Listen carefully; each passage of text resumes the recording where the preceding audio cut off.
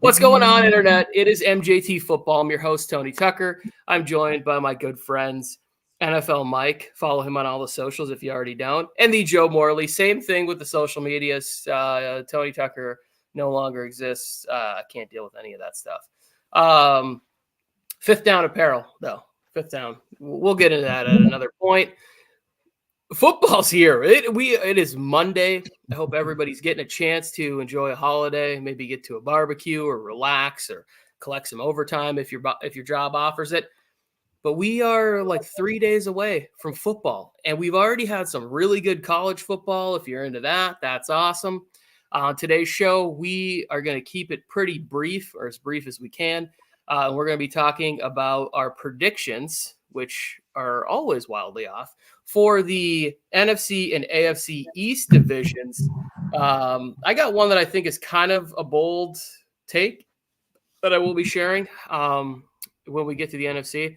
But Joe, how you doing? How's your weekend? How's life? Let's get into this. I'm doing great, Tony Tucker. Well, I was doing great till I saw Mike, but you already know how it's going. It's like this whole weekend is fantasy football, getting you ready for the season, and then it's already Monday.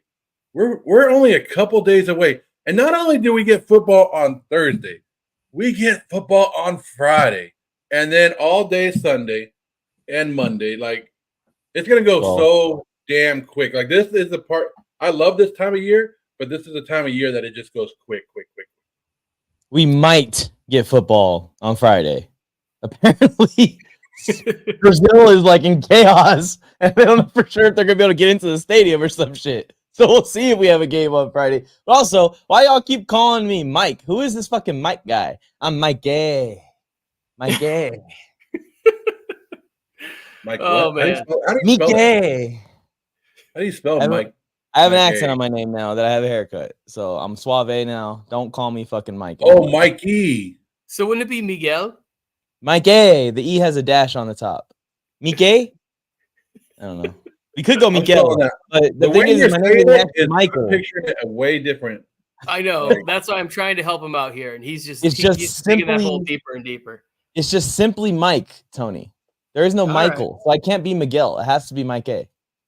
Michael on the microphone is here. Yeah, it was a great weekend. Fantasy football had the Las Vegas Fantasy Football Conference. I'm not exactly sure what the title is, but that's always a fun draft for us to get out there, be around some friends in a live atmosphere, talk a little shit, draft some teams that, you know, like we all think we know what we're talking about. And the reality is we don't. We don't have any idea. We can't project. You know, playing time, injuries, whatever. But that's what we're going to do in this show. And I'm excited to do it. Have some fun. Try to keep it mostly positive. We're three friends who love talking football. We're always looking for a fourth. So please consider hitting that subscribe button, hanging out with us. Let's start with Joe. We're going to the NFC East. Let's go from the bottom to the top. We started from the bottom. Let's go to the top. That's the NFC East, one of my favorite divisions to talk about. I love talking about this division because there's one team in here that everybody can't get enough of, right? And that's the Dallas Cowboys, the America's team, Tony. Like, they've had such a great offseason. Like, it's hard to predict their record. They were all in. You saw all these great moves that Jerry Jones made, waiting until last week to sign their star wide receiver. Like, I love this team. Like, I'm just looking at their team and going, wow, this is unbelievable how much talent they have over there. And weren't you guys surprised with all the free agent signings they got? Like, how much talent they were able to just bring in this offseason? Like, did it not like go, wow, this everybody wants to play for the Cowboys, right? Like, that's what I saw this offseason. Like, anyways, we'll go from there.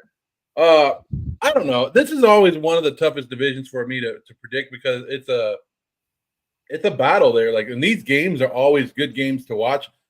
Even though I get tired of it, and I say the NFL schedule makers always puts these games on the prime time, and I'm getting tired of watching the NFC East. I always enjoy watching the games, but I'll talk a lot of shit about it when I don't want to. But so you want me to just go through bottom to top? Here we go. Ready? Yep. Last place in the NFC East, I got the New York Football Giants. The New York Football Giants at 6-11. Not buying into them. One, because they have a guy named Danny Dimes over there, and we talked about this when he got an extension. The dude threw a pick six, almost safety, whatever, in preseason. I don't know what they're going to do with him. It's not looking good there. So I'm not, even though I think the defense of the New York Giants should be able to be a little bit good and should carry them a couple of games, I think just Danny Dimes is going to put him in so many bad situations. And then running back, what are we doing at running back there? Like, are we really believing in the young guys or Devin Singletary? I'm not. And everybody's on the Malik Neighbors thing, and I'm like, maybe next year for Malik Neighbors, not this year, because if you're a team, like, it's going to be easy just to, Danny Dimes is picturing him, and he's just looking at him, picked off, I got this. So we'll go from that. And the top team in this division, the top team I have winning this division, because I'm going to leave the middle for you guys, it's not the Dallas Cowboys. It's not the Dallas Cowboys. It's the Philadelphia Eagles at number 1 in this division. I have the Eagles winning this division at 11-6. They struggle a little bit on defense to start the year. They start to pick it up, in my opinion.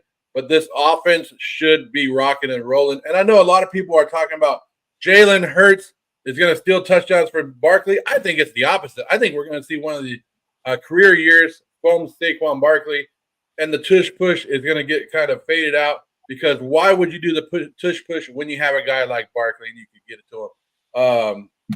So I have the Eagles winning the division at 11-6, and then that brings us to the meat and potatoes of the division. In second place, I have the Washington football team, or Commanders, whatever you want to call them. I have them going 8-9 in the middle of the division. I like Jaden Daniels. Worried about his size, but I mean, because he's going to take some big hits, but he's going to be rolling around. He's going to be scoring touchdowns, and I think this offense will put points on the board. Their defense scares me, but I like what the offense can do. And in third place, the Dallas Cowboys, America's team at 8-9. I've been talking about this all year, Tony. I'm waiting for the damn dumpster fire of this team to show up and go. Dak's already saying he doesn't listen to Jerry Jones when he talks in the press conference. They got CeeDee Lamb under contract, but it's only a matter of time. Like, I wanted to give the Dallas Cowboys more wins, but I'm like, hell no. I want to see the Dallas Cowboys blow up this year. I want to see them fighting in the locker room. I want to see them calling each other names throughout the media, because they've already done it all offseason. I think 8-9 is me just being nice to them. Wow. Damn. And Well, so listen what again, was the Joe? Commanders' Yeah. second place? List them again. So I got Eagles 11-6, Commanders 8-9, Cowboys 8-9, and the New York Football Giants at 6-11. Commanders finishing at second. Welcome to the division, Danny Quinn. I like that. And then once again, a take that I thought was kind of saucy is doused with water, put out. Joe the fireman coming here to put out any flames that were on my hot take. Let's go, Mike. You ready to give your? I'm ready. I was born ready, actually. NFC Tony, East, buddy. What do you got? I'm thinking very similar to Joe, and that's not something that happens very often. So everyone celebrate this moment on the show here. Mike pretty much agreeing with Joe, having the New York Football Giants in last place with the same concerns that Joe has, but maybe even more concerns, because my thing is too, Malik Neighbors is the only weapon on this offense. And when I look at the offense, like, their path to success really is Daniel Jones just getting way better. Other than that, I don't see any way that the Giants can have a good offense this year, or a not bottom 10 offense this year. And you look on the defensive side of the ball, the front seven is coming together. They're definitely investing on the defense side of the ball. But I don't think it's such a dominant defense that it's going to make up for some of the issues they're going to have. And the whole Malik Neighbors thing, Joe, I just don't know how, if he's going to be able to handle the volume that he's going to need to be able to handle with that double coverage, with all the focus on stopping him throughout an entire season. I think the chances are next to zero of that happening, and Malik Neighbors being able to be like a rookie Odell Beckham Jr. for the Giants. I think he has the talent to do it. I just don't think that the situation is anywhere near set up for him like that. So I think the Giants are going to go 2-15 and be picking first next year. That's what I think. I think Daniel Jones is going to be out of there by week 4, 5, 6, 7, 8, somewhere in that range, and we're going to see the backup quarterbacks in. Malik Neighbors is going to get shut down around then too, and the Giants are just going to go completely off the rails and basically lose out. And then should I go to first like Joe did? Should I just keep our uniform going here, or should I go to third? Go do the same thing Joe did. All right. In first, I also have the Eagles. I have the Eagles. I agree with you, Joe. I think Saquon takes this thing to the next level. I think Saquon doesn't just have a chance at a career year. I think he has a chance at a historic year. And I hope that he can stay healthy. I hope the ankles hold up. I hope the hamstrings hold up. I just drafted him with the 8th pick in our fantasy draft that we were talking about earlier in the show. So I'm all in on Saquon being a top 3 running back in fantasy football in the league and having that kind of year where we see Saquon used to the ability that he can be used behind a great O-line, which in my opinion, I don't think he's had a great O-line yet in his career blocking for him. And then I have the Washington Commanders in third, but just barely. I have them at 8 and 9. I'm thinking like Joe is too. I think they're going to be way more competitive than people think. I think Jaden Daniels has a real sincere shot at winning Rookie of the Year. I feel like the thing with Caleb Williams is if the Bears go 8 and 9, miss the playoffs, everyone's going to look at that as a disappointment. If the Commanders go 8 and 9 and Jaden Daniels leading in every rookie stat and looking good with his receivers, Terry McLaurin going into the next year, I can see them looking at that as a success. So that's something that Caleb does have going against him in this Rookie of the Year race. But I have the Commanders at 8 and 9, and then in second, I have them Dallas Cowboys at 9 and 8. And I try my best not to take too much stock into these training camps I go to because I learned my lesson last year, and the year before, honestly, with the Rams.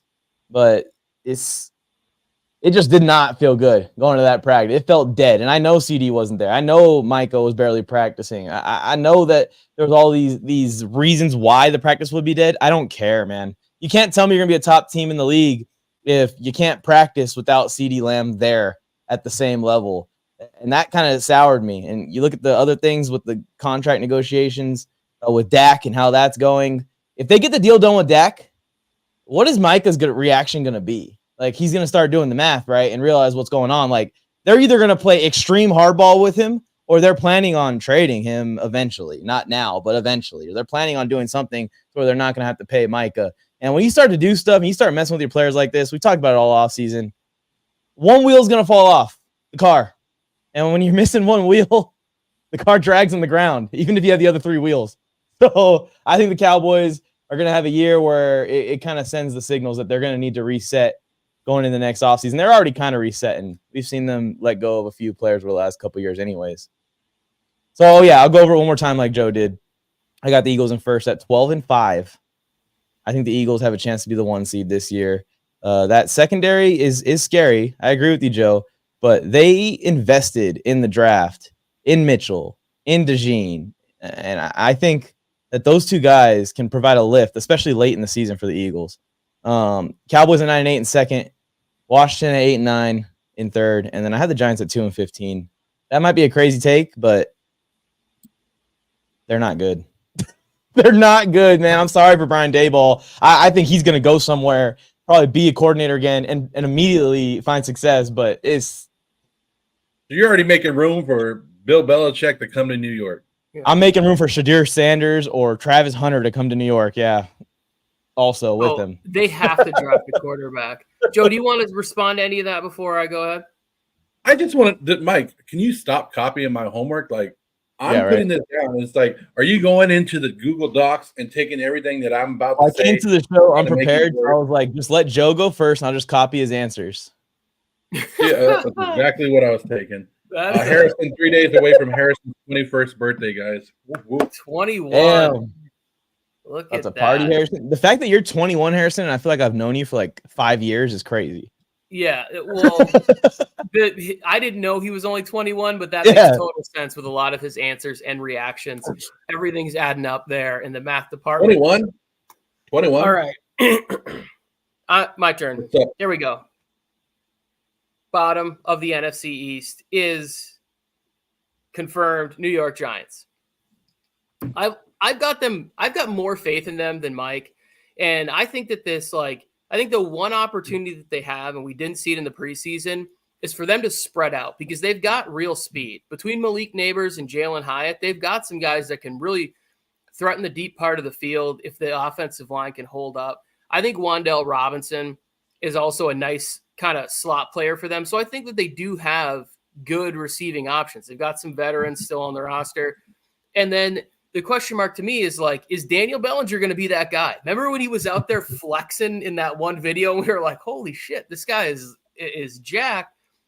Is it Theo Johnson? I really like that rookie from Penn State. I think once Theo Johnson figures out how to be effective in the run game too, that's really going to help. I'm also a big fan of Tyrone Tracy, converted wide receiver to running back. I think that that's a guy that can be decent for the offense to be in some games. The question with Daniel Jones is at the end of the season, is there a situation where it's like, hey, we need to keep this guy healthy enough because we don't want to, like, is there guaranteed? I don't know how the contract, like sort of that Derek Carr situation where it's like, Russell Wilson, we cannot let this guy finish. We're not paying him any injury bonus guaranteed roster money.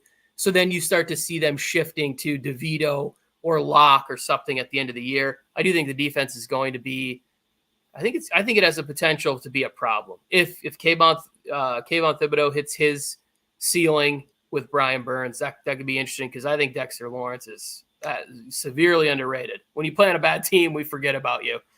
All right. I'm going to go to first place. We got the Eagles, but I got them at 10-7. My issue with the Eagles is the fact that the quarterback seems to hate the coach. I don't think we're giving enough credence to the fact that they lost Jason Kelsey. Like there's a lot of reporting on the fact that like Jalen Hurts this past week said, hey, I want to make the calls. The head coach said, no, Jason does this. So now you have him Hurts learning a brand new offense that is pretty complicated. Kellen Moore's system is got some wrinkles in it that are tough to gather. And he wants to be doing line protection, which he might get that chance to do. So you're missing him. You have people switching positions. And I just think losing one of the best centers of all time, that hurts your team. Like we know how important the center position is. I think the defense on the other side, you lose Fletcher Cox. You really need to start seeing that Georgia Bulldogs scheme hit. Otherwise, all of a sudden, we are going to start hearing people everywhere going, hey, Howie's draft strategy. Maybe he wasn't stealing as many players as we thought he was stealing in the draft because he essentially just assembled the 2021 Georgia Bulldogs and tried to have them dominate in the NFL level, which, I don't know, interesting strategy. I think the Eagles go through some rough patches enough to where they're going to be comfortable hiring Bill Belichick. I was telling these guys on our car ride to Vegas this weekend, Bill Belichick is saying very glowing things about Howie Roseman. Like he's already saying like, hey, yeah, Howie's a great GM. How does he always make these great moves? And man, what a sharp mind he is, because he knows to get back into a building, he's going to have to work with a GM, which will benefit him. Belichick's going to be the next coach of the Philadelphia Eagles. Whew. I have in second place in this division the Cowboys at 9-8. My hot take was that they're not going to make the playoffs. It sounds like Joe doesn't have them in the playoffs, and it sounds like Mike has them right on the bubble. I think that they will lose the final week to the Commanders, my third place team, at 7-10. And then we just it's just fireworks, like that Monday, McCarthy's gone. The speculation about Dak Prescott is running wild, in there.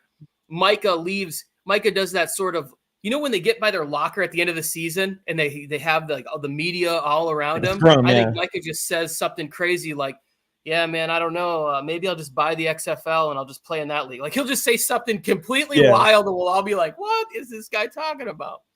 The Cowboys situation is like, you had a good head coach, but you got young guys on the offensive line.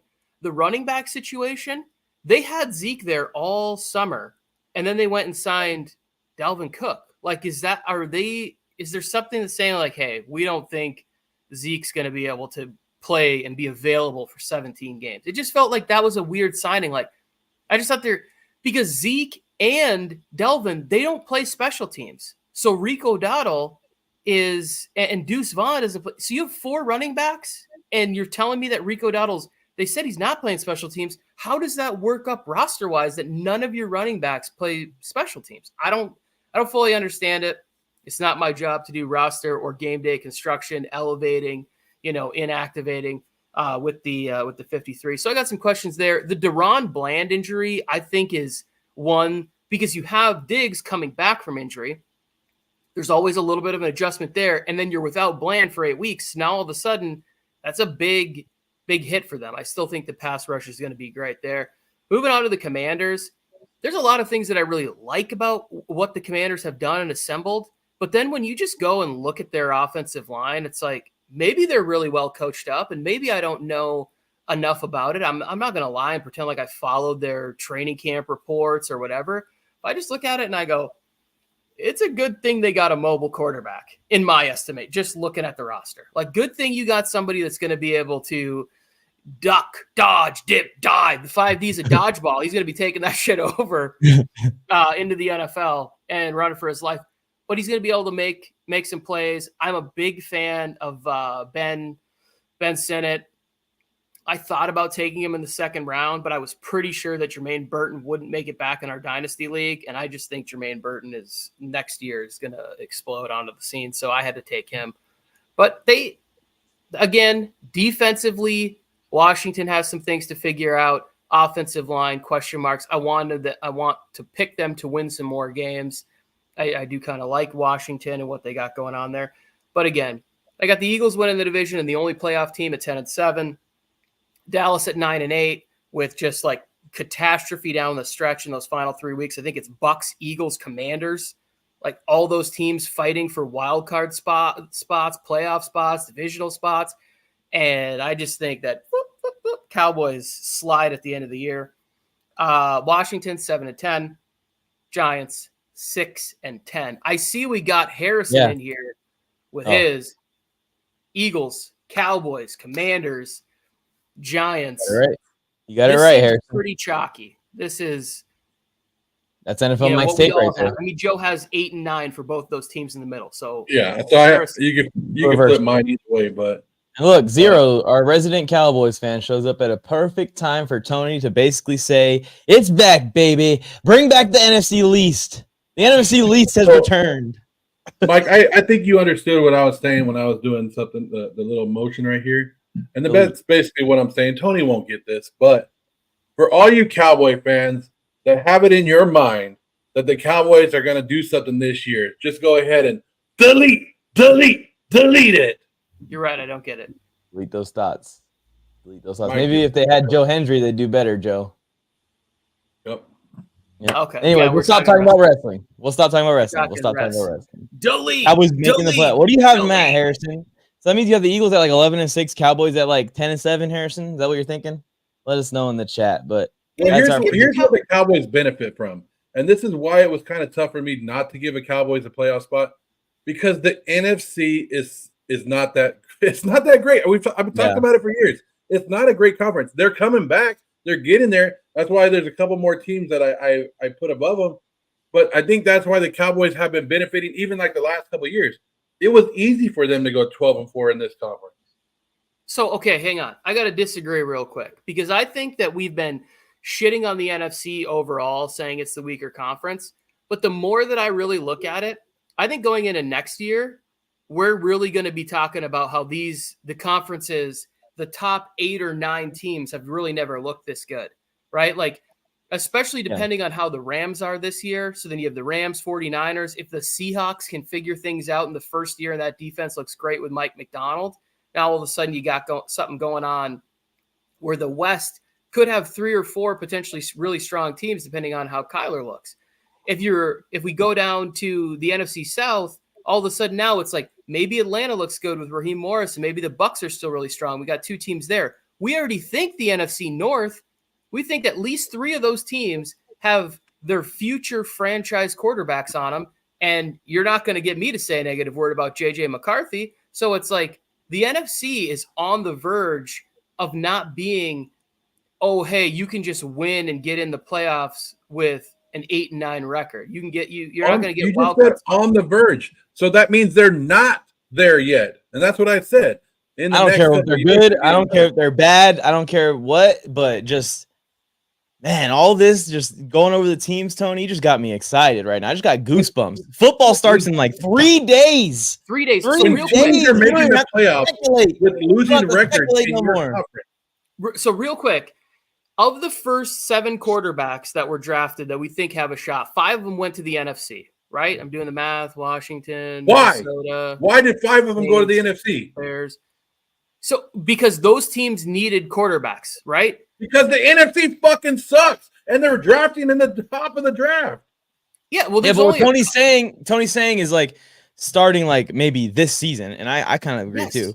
The NFC's competition is back, and I agree with Joe. Also, what Joe's saying is that's why I think this season the Cowboys aren't going to be able to skate through. So I'm on both your sides. Mike, I thought your voice would be higher if you were going to sit on a fence like that. That's all. I'm on both your sides. You can't agree with both of us. You can't agree with both. You got to pick one. What do you want me to do here? Say like, no, Tony, you're wrong. You're wrong, Tony. All those moves you just listed didn't actually happen. Or tell Joe, no, Joe, you're wrong. The Cowboys can be great. And what I just said earlier in the show was complete bullshit. Which one do you want me to do? The correct answer, Mike, is Joe. You're wrong. You're an idiot. Your team is the only team without a quarterback in the AFC. So stop being part of this conversation. By week 11. 16-team conference, only one team doesn't have a franchise quarterback.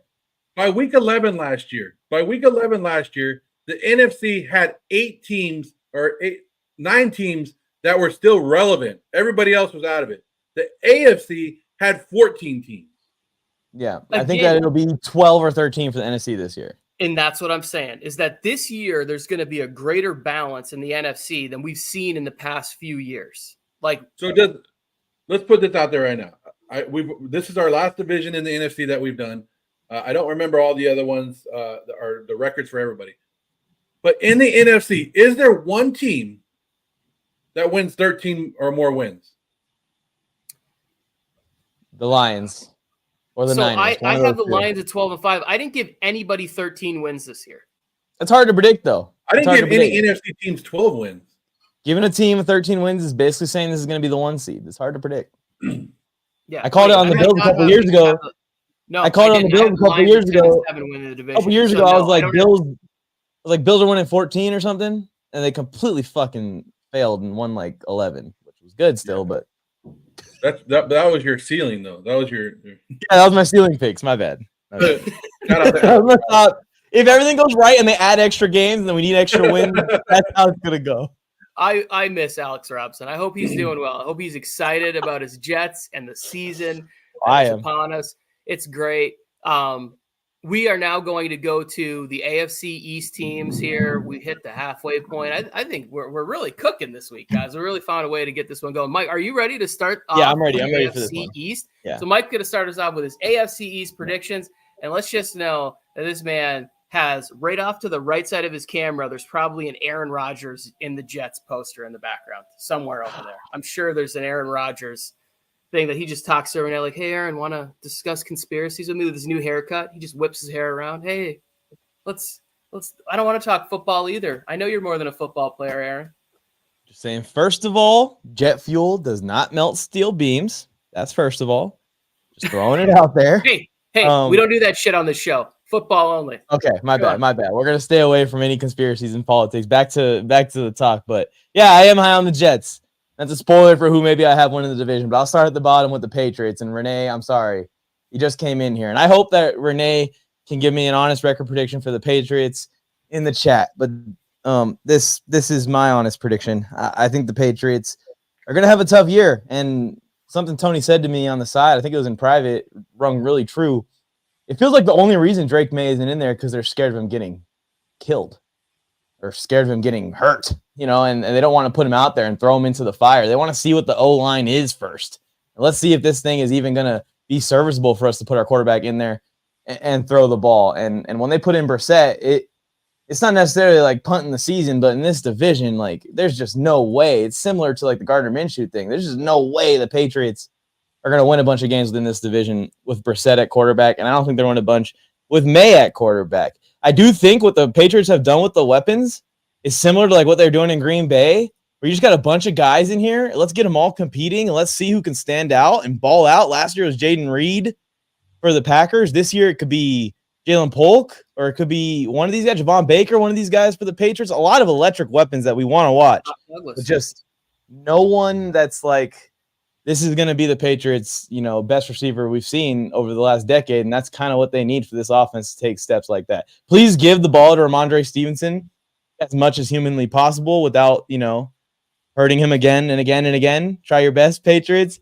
But I don't think the Patriots defense is going to be anything like it was before either, with Mayo versus Belichick, basically at the helm of a very similarly built squad. And I got the Patriots at 4-13. Nice. I'm too high on the other teams in this division for me not to give them a bunch of losses. But in first, I have the Jets. I have them at 12-5. I think I already dropped my prediction video. If you guys want to go watch it, I have like every game, and I talked about the thoughts behind every single pick. But I have the Jets winning 12 games. You guys know how I feel about the Jets. I feel like this team is the second coming of the 2020 Buccaneers, and I'm not picking the Jets to win the Super Bowl this year. I'm just saying I see a lot of the same dynamics in both. I see the dynamics in both the roster. I see the dynamics in how the media is reacting to Aaron Rodgers and the Jets. And these two fellas on the screen probably would have reacted similarly if I was on the air with them when we were talking about Tom Brady to the Bucs. Everyone told me that Tom Brady to the Bucs was going to be a catastrophic failure. I stuck to my guns. I put all the bets. I said, everyone, put your money where your mouth is. And I cashed out that season with my Super Bowl pick because I knew the Bucs were going to win the Super Bowl this year. I'm not saying that for the Jets, but I do think they can be a very good team. I think the defense is ready to go. Top 5 defense right now without Hassan Reddick. I think that the offense is going to be amazing. I think the rushing attack can be one of the best in the league right now without Aaron Rodgers coming in and helping with the protections, without the offensive line being healthy and the additions that they've made there. I just don't see how you guys look at this Jets team and look at what they did last year with those quarterbacks and really take into account like what Garrett Wilson did, what the defense did, what Robert Saleh did as a coach to keep that shit all together. Like, they're going to be massively better with Aaron Rodgers at quarterback than that team last year. 12 wins might be crazy, almost doubling it. But we can come back. I hit the wrong button. We can come back and be right and wrong later. And when I mean right and wrong, I mean they're going to be wrong. I'm going to be right. I have the Dolphins in second at 10-7. I think it's going to be a very similar year for the Dolphins. I think they're going to have an electric offense early on in the season. They're going to dominate. They're going to score a bunch of points. They're going to win a bunch of games. Everyone's going to get hyped up. And then it'll tamper off a little bit like we've seen in previous years.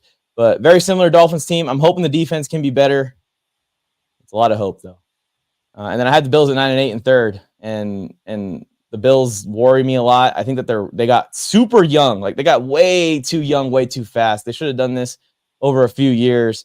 Everyone's super high on Dalton Kincaid. I was out of the draft.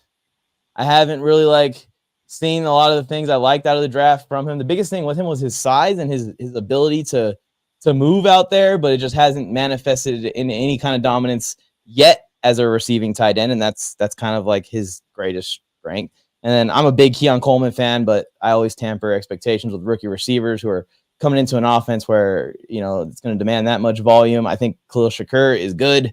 He's a good slot receiver. He's not a good wide receiver 2 option. And then I've always thought that Josh Allen, when things aren't easy, he just it's not that he crumbles, he just makes the bonehead mistake. And he's done it so many times, even up until last season. We've seen him making those kind of mistakes. I think that the Bills are going to go 9-8 this year or 10-7. I got him at 9-8 when I looked at the schedule because I have the Jets winning so many games and the Dolphins winning so many games. Maybe if they flip one of those and they sweep the Jets or sweep the Dolphins, this changes a little bit. But I got Jets at 12-5, Dolphins 10-7, Bills 9-8, Patriots 4-13, which is similar to a Patriots fan here. So that gives me some kind of I don't feel too bad now. Similar. He said 5-7 wins, and you're like 4-13 is similar. 1 win difference. You see, this is the thing about Joe is that Joe always does is he just likes to talk shit so much. But he doesn't actually mean it. He'll say all these things about the Jets, and he's about to say the Jets are going to win at least 9 games right now. After saying that this team give that D some respect. Respect same thing with you too. But this guy's worse than you at it, Tony. He's over here like, oh, 5 isn't similar to 4 wins. Okay, Joe. Can you give respect to Renee's D? Yeah. Uche, White, Tavi. Yeah, I've seen him play some flag football before. You got him good D. All right, let's let's go to Joe. AFC East predictions. We all know the only D that Mike loves is Aaron Rodgers, and to compare Aaron Rodgers to the Jets as Tom Brady to the Tampa Bay Buccaneers is fucking insane. Insane, Mike. That's one of the worst. Break it down how it's insane. Ever. Please break it down how it's insane. The best quarterback of all time, the 5th best quarterback of all time, amazing linebackers, an amazing secondary, amazing pass rush, a great wide receiver one already out there that's proven he can do it with lesser quarterbacks, Mike Evans, Garrett Wilson. It's very, very similar, Joe. So real quick, hang on, Joe, hang on. The biggest difference is not a talent, it's not an ability thing. In quarterback, we talk about unification of a team. Tom Brady brings every single person together, even like the lunchroom staff. Yep. Aaron Rodgers, that's not the case. So and that's the difference I have here. And that's the difference I have here between like almost guaranteeing the Buccaneers are going to win the Super Bowl that year to all of my like 10 followers I had at the time, and me saying the Jets are just going to win the division and be a second round exit maybe. Yeah, Tom Brady loves when his teammates succeed. Aaron Rodgers doesn't love when somebody's bigger than him. That's just made up. You know, like if Brees Hall goes crazy this year, you're just making that up. No one's ever said that. Brees Hall goes crazy making that up. Ask Devontae Adams if he agrees with you. Ask Devontae Adams if he agrees with you. It's my turn. You're roasting me, so I'm allowed to respond here. Let's talk. Let's go. You do look like a marshmallow, but anyways. Like I was saying, if Brees Hall goes crazy this year and he's running every damn game, Aaron Rodgers is going to find a way to complain and play like we're not passing enough this year. That's the only difference. Anyways, let's start with the bottom of this division. I'm giving a little bit more respect to the Patriots defense than Mike is. So I'm with you, Renee. I got you. If you want some love right here, I'm the guy giving the Patriots just a little bit of love, even though I think their team doctor should pull a Chargers in week 1 and kind of give that shot a little higher to Jacoby Brissett and get Drake May in there. But that's a different story. I got the Patriots at the bottom of this division at 6-11, right there. Sorry, 6-11 at the Patriots. Can't give them too much love, but I think they're going to pull some games off in that division. Number 1 in the division. Here we go. Here's where I go a little bit different than everybody else. I have the Miami Dolphins winning this division at 12-5. I think their defense is going to be better. Players are going to play in the positions that they want, and they're not going to be fighting with Vic Fangio every day. So I like the Dolphins there. They're going to be more relaxed. I kind of like their schedule. I know they got some tough teams on their schedule, but I have them pulling like an upset against San Francisco or later on in the season. I don't even know if that would be an upset by then. In second place, I have the Buffalo Bills at 10-7. So Buffalo Bills right there, they're going to struggle a little bit more, but come on. They got Josh Allen, one of the best quarterbacks in this league, and you already know the quarterback-driven league is going to take it. And I got the New York Jets in third place at 9-8 because I'm not trusting the great Aaron Rodgers. I know they have a good running game, and that's what they need to rely on, but come on. Like, are we crowning this defense? Like, we're expecting this defense to come back and do exactly what they did last year with now more questions on that defensive line. I know you could be like, they still have some great players on the defense line, but they don't have the rotation. I don't think they have that great rotation like they had last year where they're bringing in 6 or 7 guys that are just dominating and rushing the passer. So I'm going away from that. So there it is. Dolphins, 12-5. Bills, 10-7. Jets, 9-8. And the Patriots, 6-11. I just can't take all of the lashings and calling me a freaking lunatic, Joe, for propping up, one of the greats when you sit here and prop up Tua Tagovailoa and a wide receiver who does terrible things in his off time, which I'm not going to bring up. I don't know how you can prop those guys up and say they're going to go 12-5, but you have I'm a lunatic for saying that Aaron Rodgers can go 12-5 again for the 5th time in his career. Hey, get out of here. Do you know the Jets? Fuck out of here. The Jets are the only team. There's no reason to argue about the Jets. We're not. It's just not. But the Dolphins in the NFL. the Jets have the longest playoff drought. 8 years it's been since somebody has seen the New York Jets. And that has nothing to do with this season. Not a single thing to do with this season. That has no effect on this season. That won't do anything. And you say that about the pass rush, Joe. I have a question. In your opinion, who has the best secondary in the NFL right now? The Las Vegas Raiders. Tony, give your predictions, please. Here we go. AFC East from my vantage point. Sorry, bud. I'm even worse off than Mike here. 3-14. We have already seen that we're in a completely different world. We get a GM, a coach who are like, hey, let's go spend a bunch of money on a free agent. They put out a trade offer for Brandon Ayuk, and Ayuk looks at it and goes, I am not going to New England. I don't know who the quarterback is, offensive coordinator. This isn't a good thing.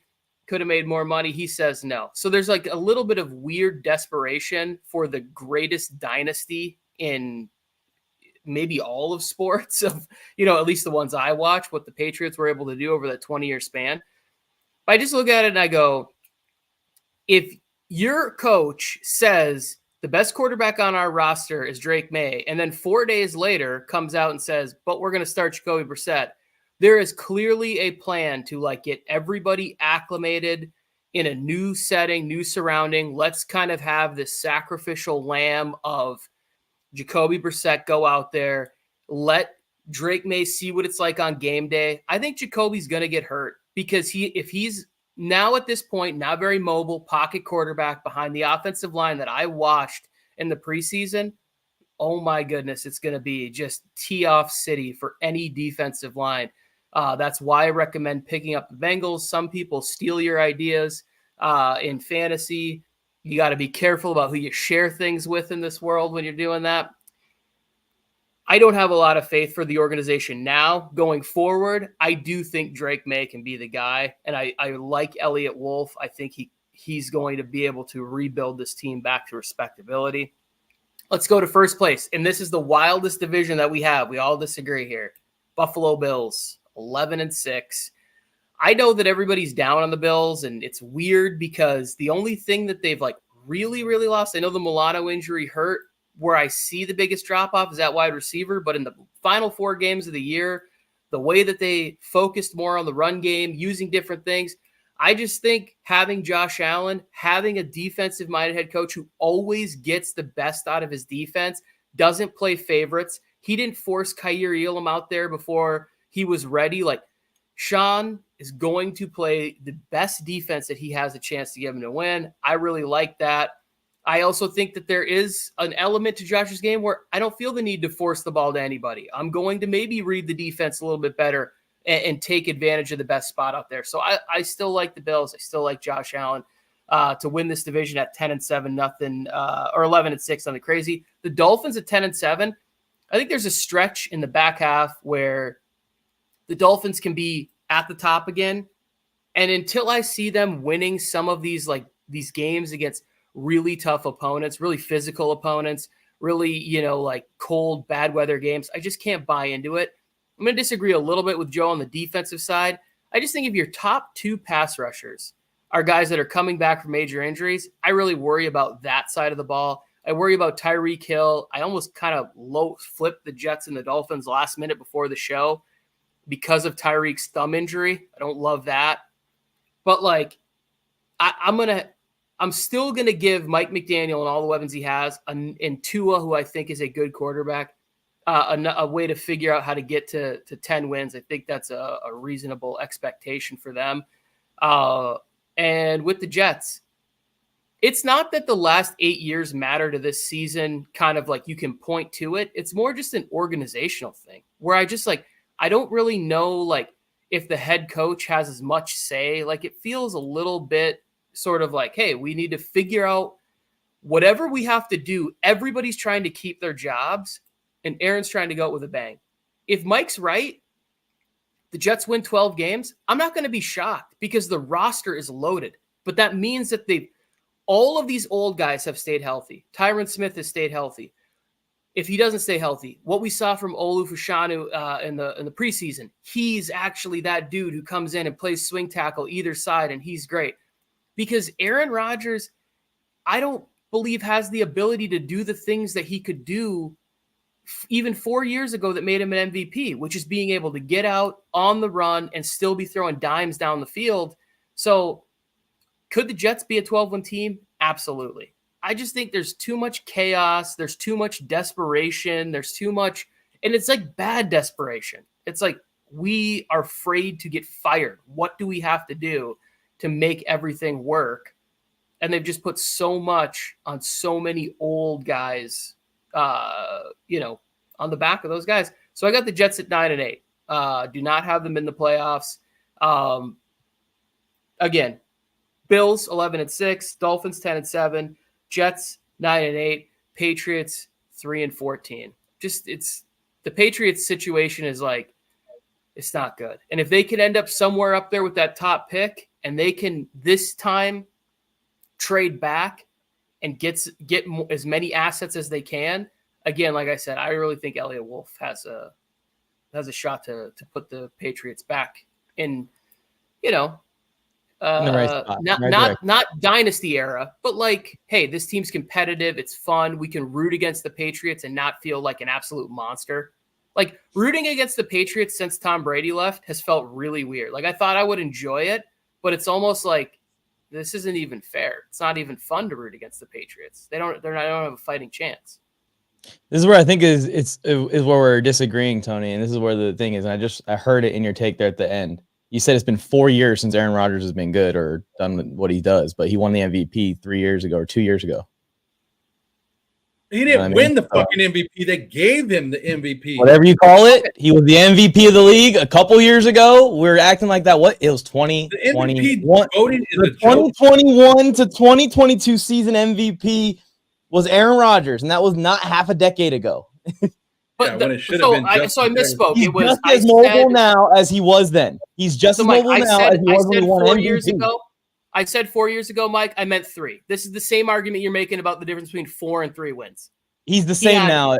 It's not that long. He's the same mobility. Everything's the same now. Again, but what I'm saying is have a like consistent expectations with your difference between 1 year, 1 win, right?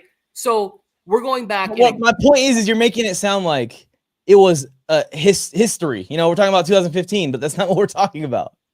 But look at this. What made him that guy was his mobility, right? Like what put him at that MVP level was the mobility. I'm not saying Aaron Rodgers is. I would still take him over many quarterbacks to be on my team. The point that I'm making is the things that put him in that next level was that extra little ability to get out and just be able to flick that ball on a dime and use it. He's 40 years old coming back from an Achilles tear. Like you just think that I've seen him do it. I saw him do it like 20 times in all the clips that they fucking show. The Jets have only shown him rolling out and throwing dimes to Garrett Wilson. You got to remember, Mike was 13 watching Aaron Rodgers and thinking he was the greatest. And now it's 10 years later. This is what I'm talking about more like, Tony. See, 13. This is what I'm talking about. I was 13, 15 years ago. You're just exaggerating. I have a hard time believing that after the last year we saw in Green Bay, then there's an injury year. So we're now at least 2 full seasons removed from the last time we saw him being at that level. I just don't think it's the same level of quarterback play.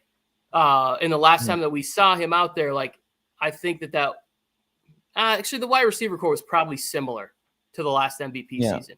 You got Garrett and Devontae on that level. And when Brady went to the Bucs, when Brady went to the Bucs, he was not as good as when he threw 50 touchdowns to Randy Moss either.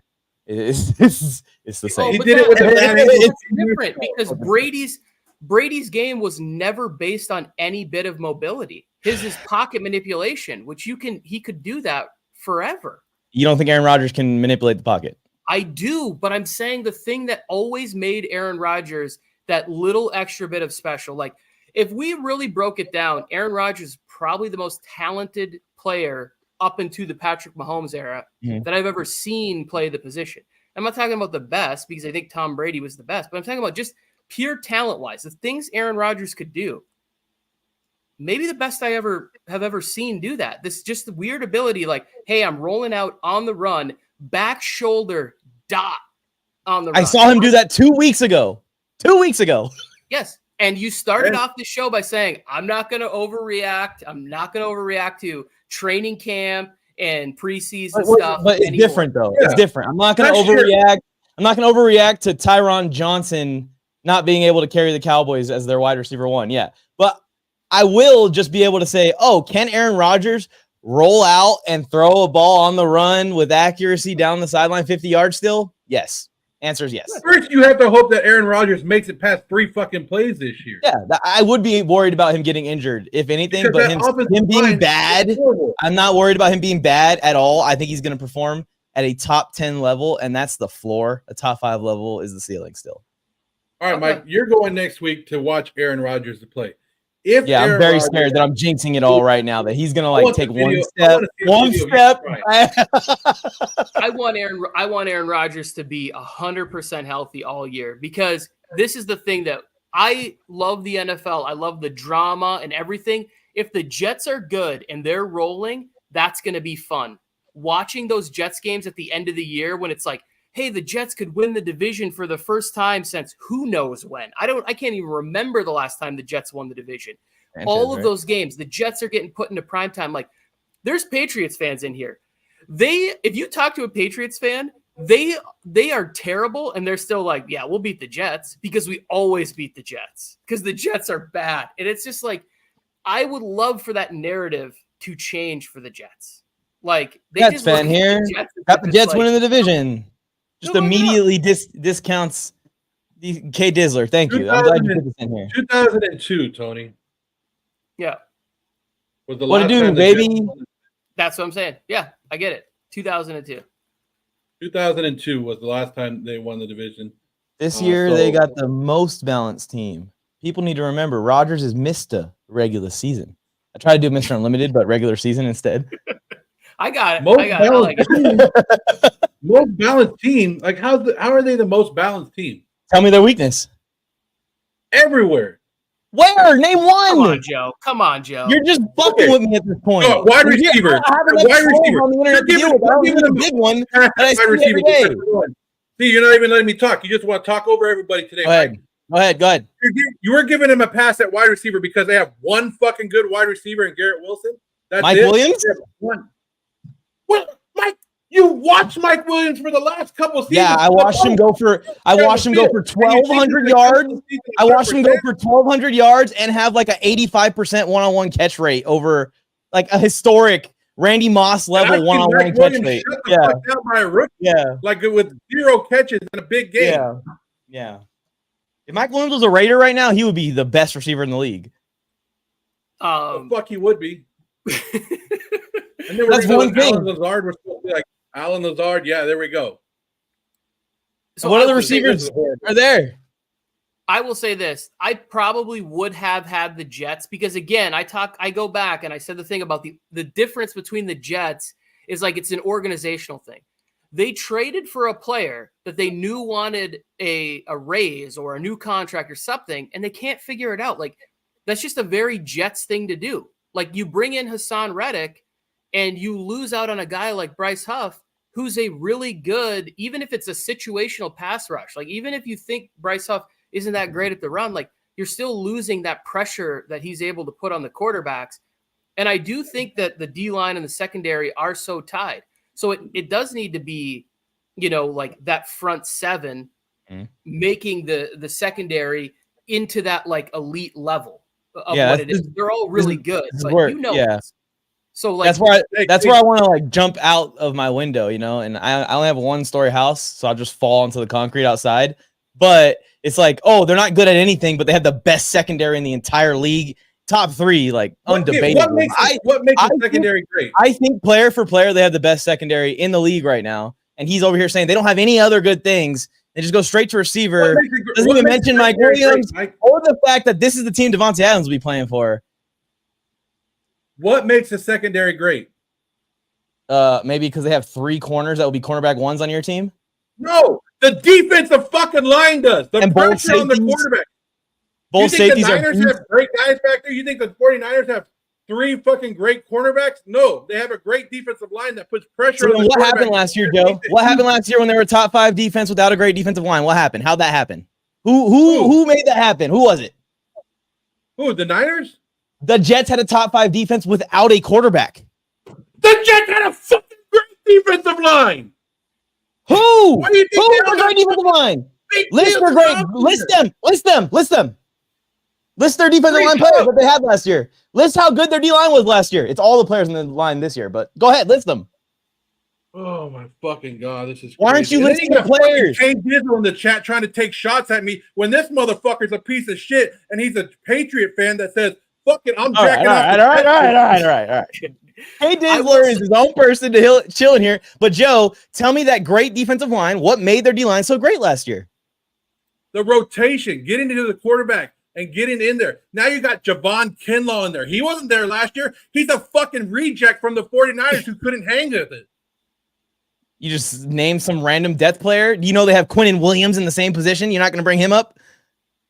One guy. One guy? What about Jermaine Johnson outside, who was on the team last year? Not scared of him. Who did they lose? Who did they lose out of the rotation other than like one player? They lost John Franklin Myers. That's it, right? And Bryce Huff.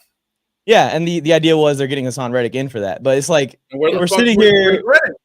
I'm just saying, like Bryce Huff and John Franklin Myers aren't taking this top 5 defense down. I'm telling you. Mike, the fucking Jets are so much up your fucking ass this year that you're just tasting their dick, dude. You're just mad that I'm right. You're just mad that I'm right, Joe. You're just mad I'm right. You can't say anything. You're just mad I'm right. You're just mad that you're wrong and you can't come up with an argument and you're just going to hope that Aaron Rodgers gets hurt so you can shit on me later, which is fine. No, you can do it then, but I got you. I got your ass. I got you right here. No, you don't. I do. The Jets defense is awesome. The Jets weapons are awesome. Aaron Rodgers is awesome. Breece Hall is going to be one of the best running backs in the league. The O-line has depth. I don't know what the fuck you guys are talking about. They're great. I would say K Dizzle is saying, he says that the Jets are one of the best teams on paper. I wouldn't necessarily, like, if we were doing the paper stuff, I wouldn't go there. K Dizzle has no fucking saying in this because he fucking switched teams. Like, that's a bandwagon. Says the guy that said, "Oh yeah, they have one to be a Patriot fan. You already fucking jumped on the bandwagon." And 2, now you're leaving that bandwagon because they're sucking and going to a division rival? What the fuck is that? Keep your anger directed at Mike. K Dizzle, we appreciate you jumping in here and putting in the comments. I'm just gonna say that I would disagree with the fact that it's probably maybe 7 or 8 in my estimation of teams on paper. But like, I apologize for my friend Joe here who thinks that Javon Kinlaw joining the D-line is more important than, Quinnen Williams. But in bringing that up first before he brings up Quinnen Williams, K Dizzler, if he's bringing that up, just ignore anything he says. He's a hater. K Dizzler, you're good. Me and K Dizzler are friends. I thought Joe was definitely going to go tell K what to do. Are we wrapping this show and going to a new show? Yes, let's tell everyone in the chat, actually. All right, yeah. So so we can break these things up. We're going to cut this show off here, and we'll be back on the West. We're going to do the West predictions and shout into microphones. So if you are enjoying your Labor Day and you got nothing to do, just hop on over to that stream and we'll continue arguing about shit we don't know fully what we're talking about, but we're passionate about it. And that's why the NFL is so great, because we get to, what a great day. Just sit here and yell into microphones and talk about stuff that we believe and have very little evidence to back it up until the games start being played. And we are only 3 short days away from that happening. Can't wait for that to kick off. We appreciate you stopping by MJT Football. We're 3 friends, although people are questioning that for sure. We are 3 friends who love to talk about football. We're always looking for a 4th. So please consider hitting the subscribe button. If you're watching this on the replay, or even if you're still in the chat here, get on the internet, say something nice to somebody, like hype up somebody on Twitter going into the regular season. Let them know. Put some positivity. You guys got anything to say before I end this? I know, Joe. Yes, Joe, I think it's time. Guys, the people that are watching this right now, you're getting like an exclusive here. But it's ready. The T-shirt company we've been working on, it's coming out. And it's coming out now. So AFC, NFC East, we have a lot of teams. We have Cowboys. We're gonna have more coming in the future as well. So if you guys are a fan of these teams, follow fifthdown.shop on Instagram or TikTok. You'll start to see us posting about these T-shirts. They're gonna be awesome. I should just grab one real quick and show you. The Sauce Gardner shirt. And Jalen Hurts should be dropping this Friday. That's hopefully. We made stuff like this. We made stuff like this for every team, y'all. So we got our own little characters and stuff. We'll have them for your teams too. So just go follow the page, fifthdown.shop on any platform. You'll find it. I totally forgot to Aaron Rodgers one like that. Did you make an Aaron Rodgers one like that? I'm working on it. We are out. We are out. We'll see you. We'll see you on the West Breakdown. We appreciate your time. Enjoy your week. Here we go. Get the